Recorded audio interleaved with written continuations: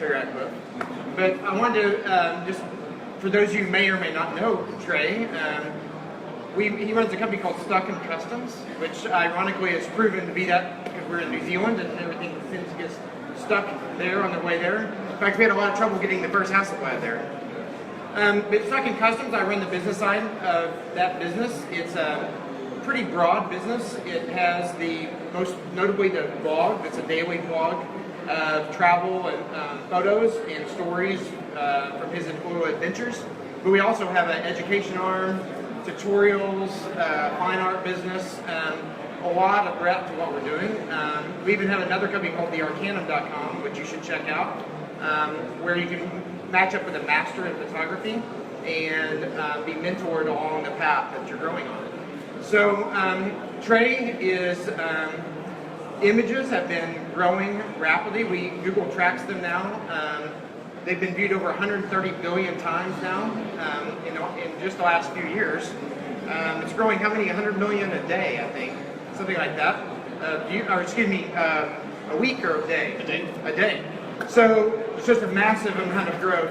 And he's got now 16 million followers online. He's the most followed male on Pinterest, which is a weird, you've never been that popular with women, I don't think. No. Anyway, so without further ado, I will introduce him here because he is excited. He's been Sony for 3 years now.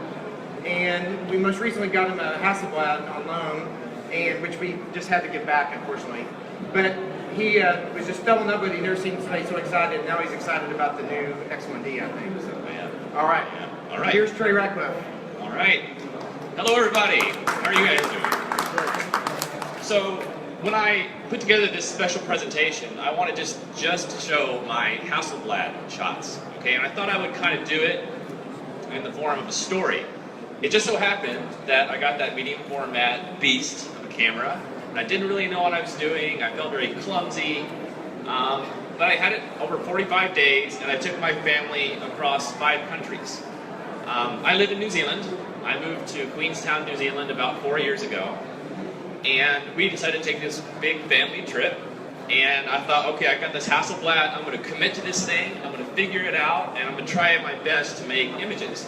So all these photos you're going to see are kind of some family photos and other landscapey things from across our trip, okay? This is kind of the middle of the story. This is when we got to India. I love dressing up my girls in the little outfits, and all the Indians thought they were so cute in little Indian outfits. I love those girls so much, I can't even tell you. And I think you'll notice, if you start looking at these images that I'm going to share, you guys probably know medium format, maybe even better than I do. But I can tell that these have a look to them that I can't quite put my finger on. It's very special. You just kind of know when you see a Hasselblad shot. It just makes sense to you. There's a different texture in these than my normal photos. This is in Queenstown. This is when we're kind of getting ready to go to the airport. That's the lake by where I live. There's another one, this is Lake Wakatupu. And these are all pictures I took like on the very first day when I'm just kind of getting to know the camera. This is on the way down to a place called Milford Sound. Again, like the immediacy of the colors, the texture, all the light is just unbelievable to me. And let me go back to this one. So a lot of you guys probably know that I'm really into this thing called HDR photography, right? I love it. I really love post-processing my images. Now that doesn't mean that I post-process all the time, right? I kind of pick and choose. And in a lot of ways, sometimes when I just get these super clean shots with a Hasselblad, I feel like I don't need to touch it at all. It's already perfect. But you will see me manipulate a few of the other images. Just fun. Here's my daughter, Isabella. I just can't get over the bokeh on this thing. It makes me so happy whenever I take a photo and I look at it. I'm like, my gosh, it's incredible. It makes me feel like a better photographer than I actually am. I almost feel like I'm cheating with the camera. This is down in Milford Sound. I don't know if you guys have ever come to New Zealand or not, but if you do, I recommend you come down to the South Island. It's beautiful. It has all the features of the North Island, but all the drama and the fjords and everything of the South. This is actually made out of 4 different Hasselblad photos that I combined in Lightroom. Very rainy day that day in Milkerstown. Our first stop on our little family trip was here in Thailand. This is in Krabi, Thailand. And I kind of got in this habit of walking around day and night, lugging around this giant camera with me all the time. And I just loved it. It's so, I don't think I could have got this picture with my Sony. I can't tell you why, but the immediacy and the colors and just the texture, how everything is just perfectly in focus. You know, I do struggle with trying to figure out, like, why does it look so in focus? Why does it look so sharp?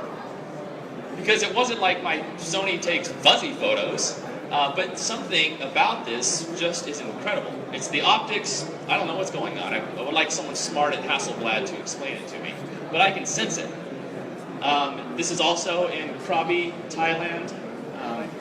I love taking photos at night, especially. I figure as long as I'm lugging around a Hasselblad, I can also take around a tripod. I think all that's going to change now with the X1D, because it's so light and so portable.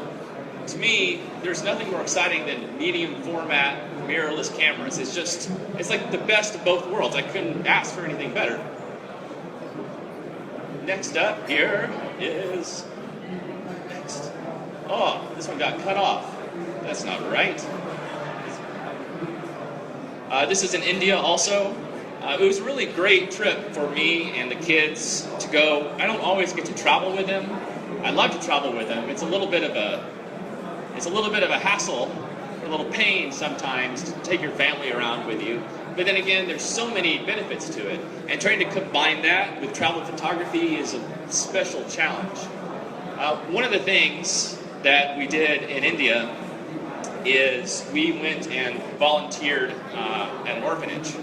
Because I wanted my kids just to see, like, the whole world isn't like, you know, New Zealand, or it's not all this first world kind of stuff. And I think it really gave them an appreciation for how people live all around the world.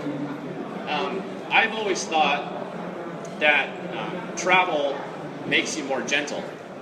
I know it's made me a more gentle person, and I want the same thing for my kids. And it's so great having these kids around, because I feel so creative around them, I feel happy around them, and it kind of goes with this whole vibe of being creative and taking photos and having fun, like a kid. Here's one of my favorite photos. This is a really hard place to get to. This is on the very southern tip of India, where there's 3 seas that come together, and they all crash around. It goes crazy. And they have this huge statue there that's bigger than the Statue of Liberty. It's just so dramatic. It's amazing. You might notice that I don't always leave the 4:3 crop. I'll sometimes just crop it the way that I feel like it looks better. But I do love this classical crop. It's just looks great to me. Here's another shot from India. It's so liberating to be able to walk around and have this device, right, and take pictures of whatever you want to see anytime. The colors there, again, hardly doing anything in post-production, just coming out looking super clean. This is kind of a funny photo. This is right after we got to Oman. We went to this mosque in Muscat, and those 2 guys are security, and I asked them if I could be like the last one in the mosque so that I can run around and take photos, and they were pretty serious, but then they let me do it, and then they looked at my Instagram, and so this is them exchanging Instagram information with me. Really nice guys, and they kind of gave me just the rule of the roost. I could run around and take photos anywhere inside of there. It was also important for me to get the kids and my wife and whole family to the Middle East, right? Because, you watch the news or whatever, it was great. People in Oman, maybe the nicest people I've ever met in my entire life. They were so accommodating. The girls had a great time. We kind of did this little tour of world religions too, right?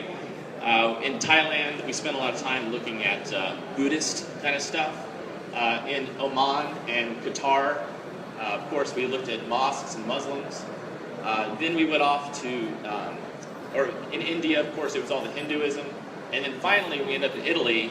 We go through all the Roman Catholicism. So we wanted them to just kind of have this little tour of world religions. And it was tremendous. You know, I didn't understand a lot of that until I got much older. And I think, you know, if you could do anything with your kids to get them out of the traditional kind of vacationing worlds, there's just so much gold to be had. Like, no one ever goes to Oman. It's ridiculously beautiful. Here is one of the little designs inside the mosque. Again, you can just see how these colors are just popping out of here. It's unbelievable. This is inside that mosque. That little area you just saw is back there in the corner. I forgot which lens I used here. I used the widest possible one, though. But again, the sharpness, the detail, the beauty.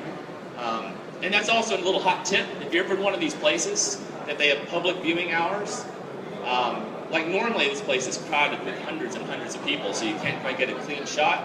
But if you just go talk to a security guy and you're nice, and the other thing I usually do is I have my iPad Pro with me, right? And that iPad Pro, or any iPad, gets me into more places than anything, because I just open it up and I've got my portfolio there. I start sliding through. You know, I'm a very excitable person. I'm always smiling and very happy. So I show them the photos, and they're like, wow, you know, these are really pretty, and they really want to help you out. They'll do whatever they can. So I think I have pretty much 100% success rate in talking to security people and letting me just shoot in there by myself later on. I know a lot of people are like much more better planners than me, and they'll call a place and reserve it and do all that stuff. I don't. I just kind of come up with the stuff at the last second and kind of talk my way into it or talk my way out of it. I think most people in the world are really nice, and they really want to help you out. And this is actually, here, I'll give you another little hot tip that doesn't really have anything directly to do with photography. But I have a lot of people ask me to do things, right? And I'm very happy. I'm like the nicest guy in the world. I don't take myself seriously at all. And I really always want to help people out as much as possible. But I notice sometimes when I get questions, like an email or something, it's like 5 or 6 paragraphs, and I'm trying to figure out what this person wants or what they don't want or what's going on. So sometimes if you just keep it really simple, not just when you talk to me, when you talk to anyone else, when you want to ask someone to give you something, just go ask them. People are nice, and they really want to help you out, so you kind of have to help them let you help you out. That was a shot looking straight up at the chandelier. This is where we stayed. This is down on the coast of Oman. It's about 30 minutes outside of the city. We stayed at the Ritz-Carlton there. That's one of our, we don't have many partnerships. We have our bag that we did with Peak Design. We make our own HDR software with MacFun. And then we have a really good relationship with the Ritz-Carlton. And so we just kind of do very few partnerships. Of all these, the one I'm probably most excited about is getting my hands on this X1D with Hasselblad. I love these guys. I love them. Here's my 2 daughters. Always great subjects. And what it reminds me of is I need to, whenever I put a person in a landscape, it's always so much more interesting, you know? And I think, why don't I have more people in my landscapes? Because of course it gives everything a sense of scale. In this sense, it's a little bit, you know, personal, because it's my 2 daughters. And it's kind of like a fun game in a way, if you think about it, right? Because, so you've got 2 little girls in the desert, okay? What are you gonna do? Are you gonna pose them? I don't really like to pose people. I like to get organic things that just make sense. Okay? Nothing wrong with posing people. I just choose to have it be organic. And so it's like a little game you play with yourself, like, okay, which positions for them is most interesting? Do you get their head a little bit above the horizon, a little bit below the horizon? How wide do you want it? Do you want them looking at the camera? How do you want them placed in space? So my background is computer science and math, so I'm very kind of cerebral and mathy, and I like patterns, I like pattern matching. And so I have a tremendous amount of fun just like moving around in this 3D environment, having it make sense. Um, some of you may know this. I was born blind in one eye, and I still only see out of my left eye. So I really see the world in 2D, right? But if you think about it, most people now are experiencing the world in 2D. If you think about how much time people look at their phones, look at their laptops, look at TV, every year it's more and more percentage of your day spent looking at a 2D surface. And of course, you're looking at a 3D world on a 2D surface. So you've completely lost a dimension. So it's a great challenge, I think, for all photographers to communicate depth in the photo. And there's little things you could do that make it tricky and easy. I think I kind of have maybe an advantage. I call being blind in one eye the gift, because I already see everything in 2D. And so I feel like I kind of just naturally compose things, because I need them to make sense to my brain to see how far away stuff is, because I don't want to be like, bumping into things all the time. This is a little group of Bedouins that we went to go visit. Again, it was very nice. We always try to get off the beaten track and do the non-touristy things. And so we were just driving around. We were riding some camels, came across these guys. We went in and had tea and coffee.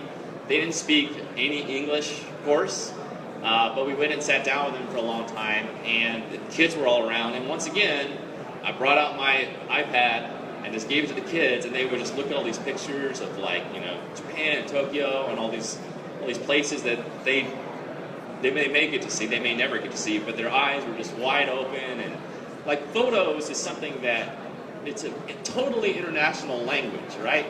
And what can happen is that you don't really need to say, there's like one universal language, right?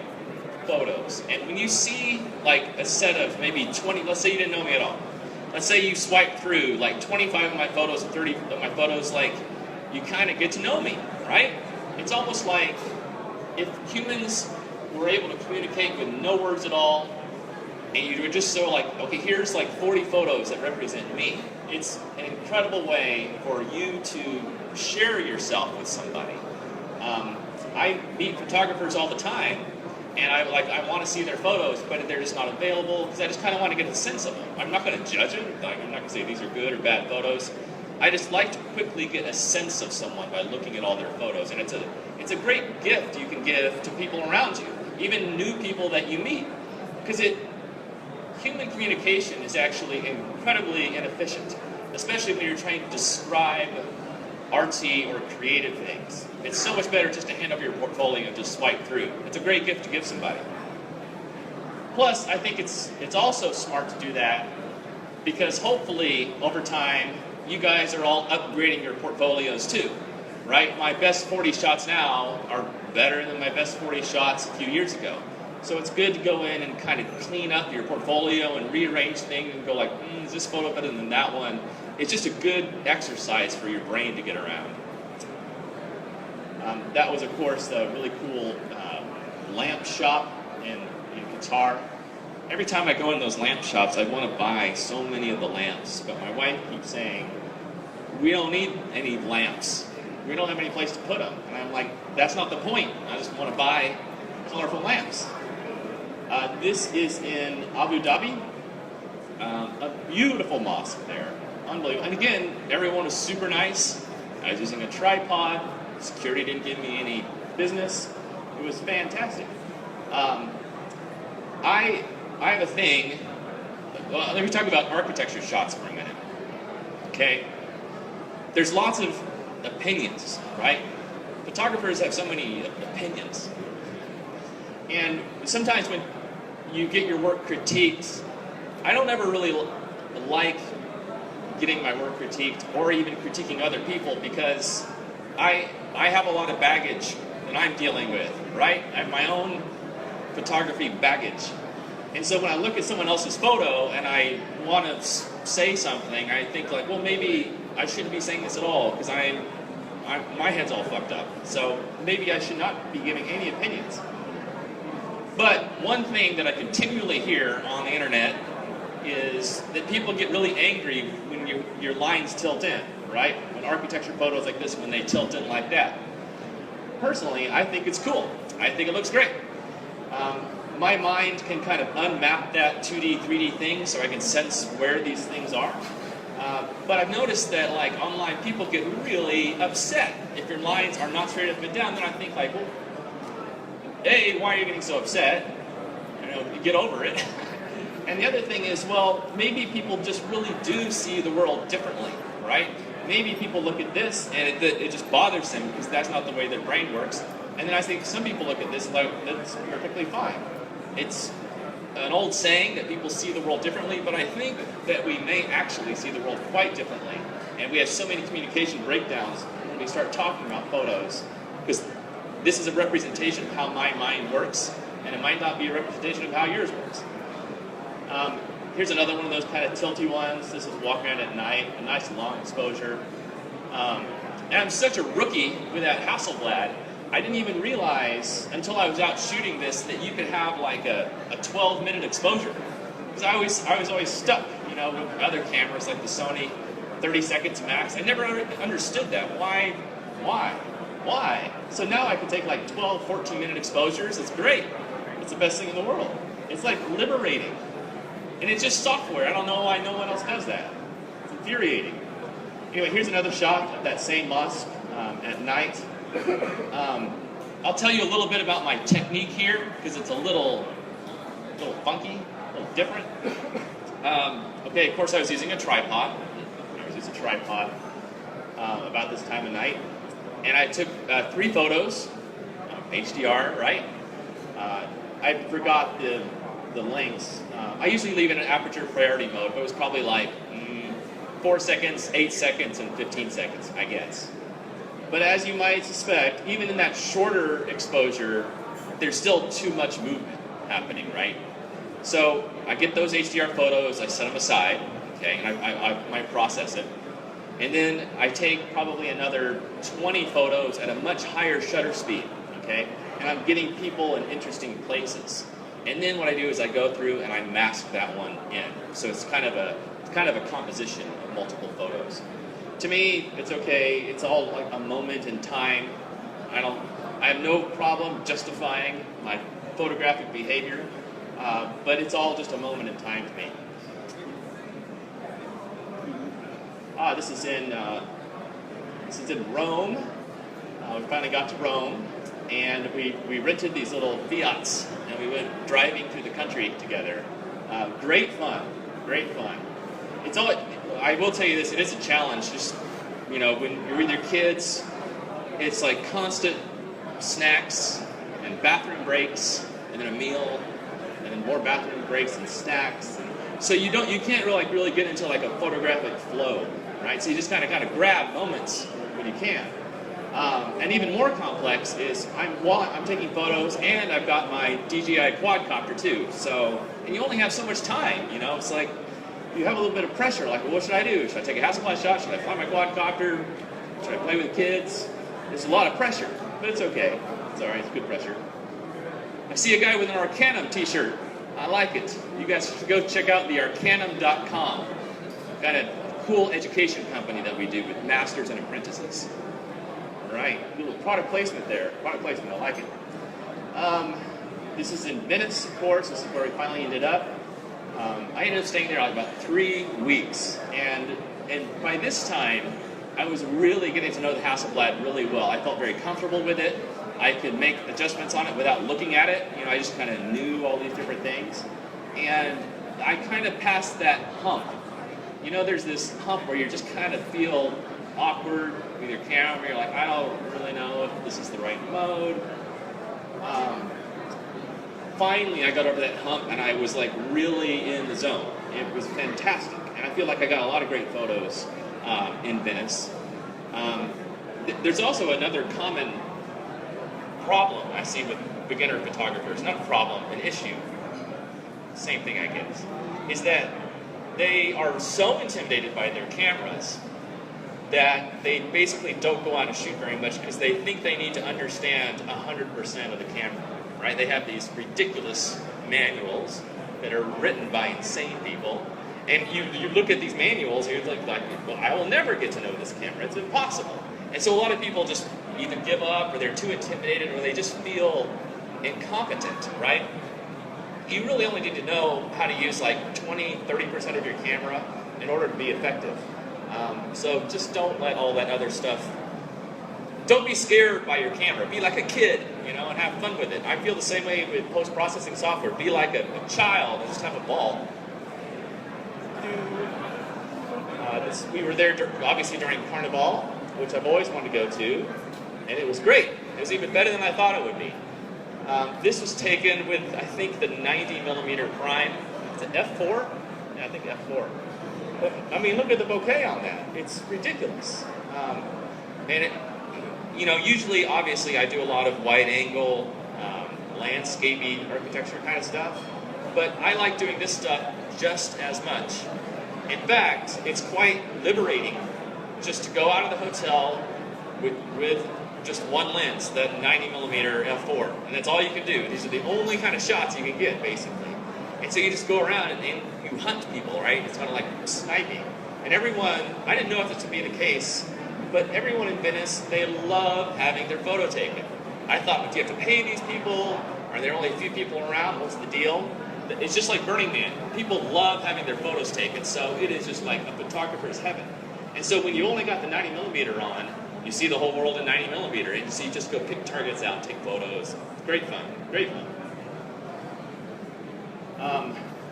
This is a really cool little cathedral in Venice that not many people know about. It's called San Rocco. You have to go upstairs to get to the good stuff. But I think I shot this at like f22, and I get really geeky and nerdy sometimes. I remember after I made this photo, I spent like 5 minutes like zooming in and out of it, like, oh my god, it's so sharp, oh my god. I got so happy by how sharp this photo is. It's a weird thing. I've been taking sharp photos for my whole life, but there's something else happening. It's great. This is down at the docks in the morning, the gondolas, of course. This one obviously is post-processed. As I travel around, I also take pictures of textures. And sometimes if the sky's a little boring or I just want to have fun with it or be creative, I love adding textures to these things. This is actually a new feature that we're putting into Aurora HDR 2017, which comes out in a week, that you can add your textures to your photos. I have another theory about textures that I'll tell you. I don't see enough people doing this. I think it's cool. I always like these texture shots, and I should do more of them. But as opposed to, let's say, HDR or other aggressive post-processing techniques, I almost never see a badly textured photo, right? I can see bad HDRs, I can see bad other kinds of things, but even a badly executed texture still looks kind of interesting on a photo, to me. Here's another shot from down inside the gondola. I had so many photos there. I must have taken 15,000 photos. Ridiculous. They're not all winners, believe me. I have a little theory on that, let me tell you. You don't have to... I have a friend named Tom Anderson, one of my BFFs, and he like only wants to take epic photos, right? He always wants to get some amazing portfolio shot.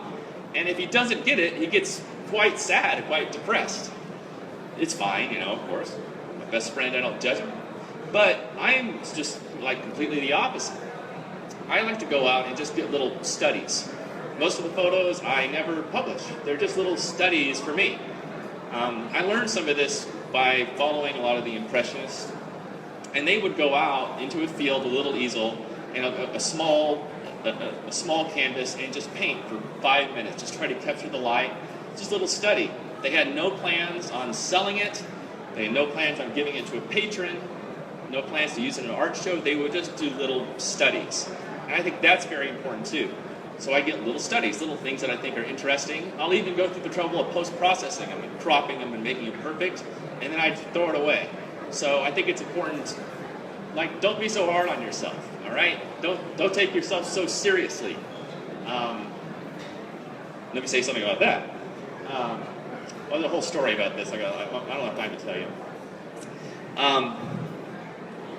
So I talk a lot about creativity and how to find your creative soul, right? Of course, photography is a great tool for this. And I've always wondered, like, I have a lot of energy, right? And I always have lots of energy. And one of the most common questions I get is, how do you do so many things? Don't you ever sleep? And I've always wondered, like, well, why do I have so much energy? And then I've also wondered, well, why doesn't everybody have a lot of energy? But I figured it out recently. And this is actually the greatest creative gift you can give to yourself. Although it's strange to hear. You have to be completely egoless. The complete dissolution of the ego is the greatest creative gift you can give to yourself. Because when that happens, you no longer have any kind of energy blockages, right? Maybe people, a lot of stuff bothers them all the time, and they're always getting angry, and they don't let stuff go. When you have no energy blockages, everything just flows through you, and you get into the zone very, very quickly. You can create art, it passes through you, you become very sensitive to the universe. It's hard. It's hard to let go of the ego. It's a big thing. I have some book suggestions. I'll put them on my website. One of them is called The Untethered Soul. The Untethered Soul. Get that book. If what I just said sounds interesting, The Untethered Soul. Good book. Another street in Venice. I always like this photo. I don't know why. I don't even remember the exact circumstances of how this happened, but I just think it's a funny photo. This makes me laugh. This is an example of a heavily processed photo. Sometimes I feel like I really want to jam it. I'm going to do something crazy. And sometimes I feel more subtle, But I kind of honor all these feelings, and I really play with them. This is Lisa Bettany, Spread Eagle in a Church. We were actually there making a new video. We're making a new set of HDR tutorials, and so we were there doing that together. This is the last photo I'll share with you. Beautiful Venice. Oh my gosh. Every time I see this, I want to go back. Yeah, so that's a collection of some of my favorite Hasselblad photos that I took over a little 45-day period. I love that camera. It's incredible. I really respect the company and all the innovations they're doing. It's great. And they're not paying me to say that. I believe it. You guys know that I can't be bought. But it's true. And you guys know it's true too. All right, well, thank you for your time.